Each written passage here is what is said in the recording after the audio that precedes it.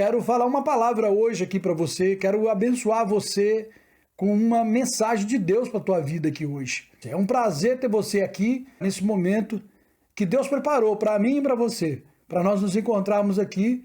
Que Deus te abençoe poderosamente. A tua vida vai mudar agora.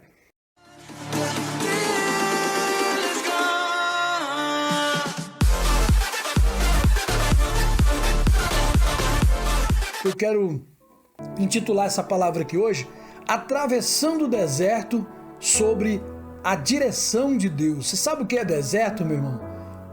Deserto é algo terrível, né?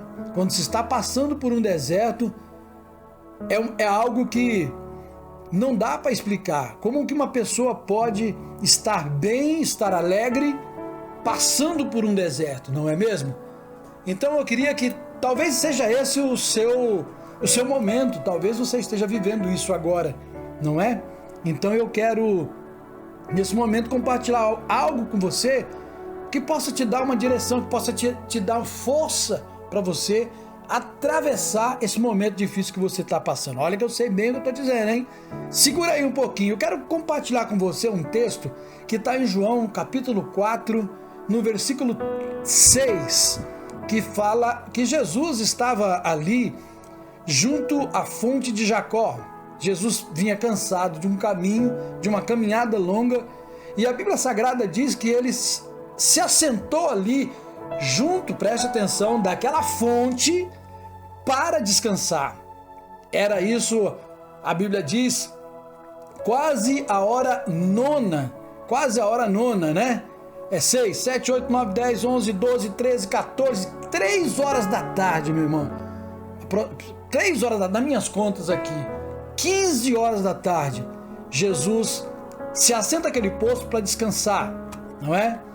Olha, irmãos, nós não podemos de maneira nenhuma, eu quero te alertar já no início dessa mensagem, nós não podemos de maneira nenhuma, nós podemos confundir, nunca confunda fonte com poço. Nós não devemos confundir, são coisas da natureza totalmente diferentes. O texto está dizendo que Jesus estava cansado do caminho e ele então se assenta junto à fonte de Jacó. Olha isso, a fonte de Jacó. Se Jesus se assentou ali para descansar, essa aí não era outra senão uma fonte de descanso. A fonte de descanso. Jesus assentou-se ali para descansar.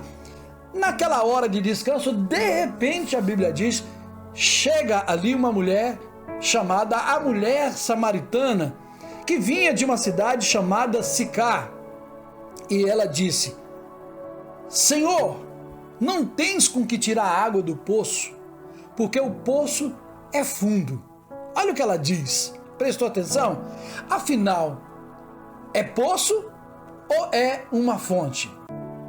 Por que no versículo de número 6 diz que Jesus se assentou-se junto à fonte?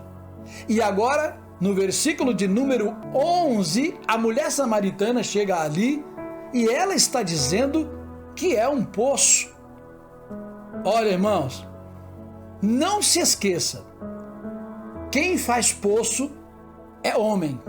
Eita glória! Poço é feito com esforço humano. Fonte não. Fonte somente pode ser feita por Deus. Está entendendo esse negócio aí? Então, se Jesus está ali dizendo que é fonte, irmão, você tem que entender uma coisa. A última palavra é a palavra de Jesus, a palavra de Deus. Se Jesus está dizendo que é fonte, então é fonte. Eu quero te dizer com isso, não deixe que ninguém te engane, levando para o natural aquilo que é espiritual. Prestou atenção nisso? Vou repetir.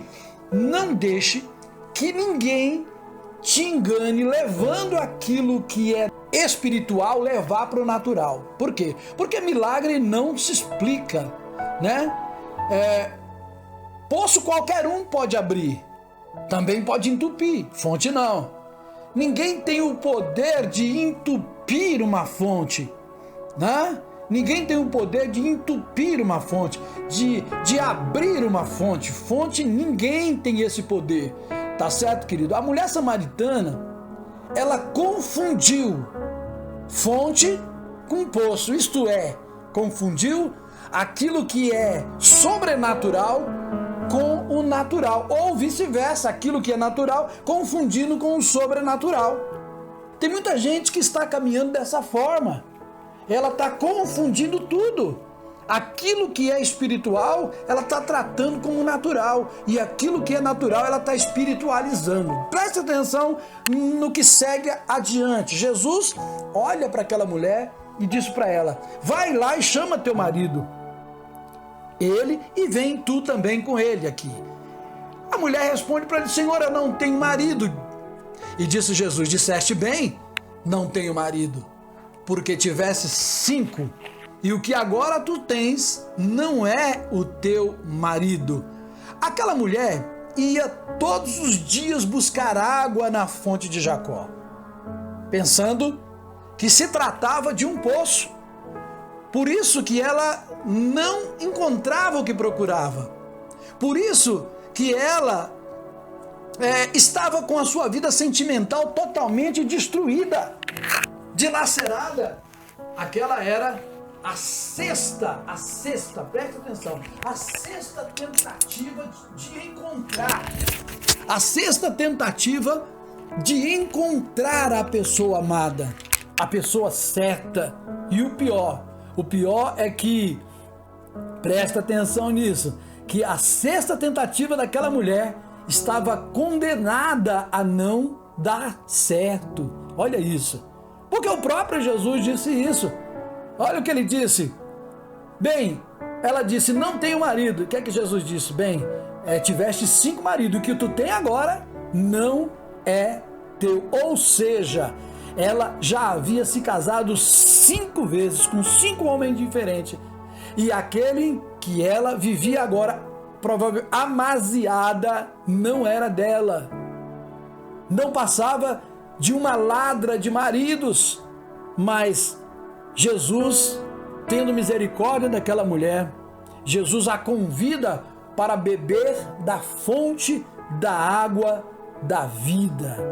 Oh, glória a Deus! Fonte que só Deus pode criar, o milagre que só Deus pode criar, a transformação que só pode vir de Deus, porque fonte é que tem o poder de saciar a sede de qualquer pessoa. Quem sabe, quem bebe dessa fonte jamais terá sede, diz a palavra do Senhor.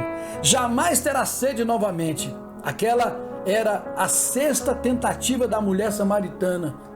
Ela já havia bebido daquele poço 6, na cabeça dela, na mente dela, daquele poço 6 vezes, sempre voltava com sede novamente, né? Ela conhecia aquele caminho como a palma das suas mãos, só que agora ela iria caminhar nos passos de Jesus. Olha isso aí, pega isso aí agora. Ela agora iria ser direcionada, ela iria ter a direção, os seus passos seriam dirigidos pelo Senhor agora. Ela deixa, o versículo de número 28 diz: deixou, pois, o cântaro ali. Por que muitas pessoas não conseguem encontrar solução para os seus problemas? Por que você ainda não encontrou solução para o seu problema, meu amigo? Porque talvez algumas pessoas, talvez como você que está vendo esse vídeo agora, está procurando poço e não fonte, procurando soluções com as suas próprias forças, não querem depender de Deus. Tem pessoa que não quer depender de Deus. Sim, Deus, você pode encontrar a fonte da água da vida, que é Jesus Cristo. Por que não encontrá-lo? Por que não depender dele? Por que não se render a ele? Por que não se dobrar àquilo que ele está pedindo para você agora? Aquele que é a solução para todos os problemas de todas as áreas da vida de qualquer ser humano. No livro de Jeremias, Deus ele responde à pergunta da mulher samaritana. E talvez Deus responda também a pergunta de muitos, de todos aqueles que ainda não encontraram respostas para suas dúvidas, para os seus questionamentos, para o problema que persiste em estar na sua vida. Aqueles que talvez caminham o mesmo caminho todos os dias e ainda não encontraram resposta. Assim diz o Senhor: porque o meu povo fez duas maldades. Olha isso. Duas maldades eles fizeram a mim. A mim me deixaram o manancial de águas vivas e preferiram cavar para si cisternas, isto é, poços, cisternas rotas que não retêm água. Jeremias, no capítulo 2, versículo 13, está escrito isso. Por quê, irmão? Que nós, como seres humanos, decidimos abandonar o Senhor. Por que você se distanciou dele? E talvez está aí tentando saciar a tua sede, bebendo água de poço, às vezes pensando até mesmo que a tua sede vai ser saciada, quando na verdade o que pode saciar a tua sede é a água que vem da fonte. E quer saber? A fonte da água da vida. Só Jesus é essa água que você, se beber dessa água, jamais retornará por esse caminho, jamais retrocederá, jamais confundirá o natural, o sobrenatural com o natural. Jamais você verá o sobrenatural como natural. Então, a tua visão vai ser liberta de muitas coisas terrenas e você vai conseguir enxergar aquilo que Deus tem para a tua vida. É a única coisa que vai te manter de pé. Então beba hoje dessa água. Ele disse: aquele que beber da água que eu der, jamais terá sede. Ele é a fonte, meu irmão. Ele é a fonte, minha irmã. Caminhe, se renda a Ele. Ei, se dobre. Deixa Deus trabalhar na tua vida. Que Deus abençoe sua vida poderosamente, grandemente, e que você possa ser tocado por essa mensagem e se render a Jesus. Ainda hoje, você pode receber a grande mudança na tua vida. Eu sei mesmo do que eu estou falando. Tá certo, meu querido? Deus te abençoe. Não importa o que você está passando. Não importa por que caminhos você andou. Não importa qual é a culpa que Satanás está colocando aí na tua mente agora. Não importa de que maneira ele está tentando paralisar você. Não permita. Só tem uma pessoa, na verdade, que pode parar você. Aquele que você permitir. Aquele que você deixar. Então, levanta a tua cabeça aí. Não importa, pastor, mas está difícil. Eu sei que está. Jesus disse isso. Ele alertou. Ele disse que seria difícil. Mas levanta a sua cabeça e caminha. Porque Ele está voltando para buscar a sua igreja. E você tem um chamado. Você foi chamado. Você foi escolhido para estar do lado dessa fonte. Que Deus te abençoe grandemente. Até a outra, até a próxima.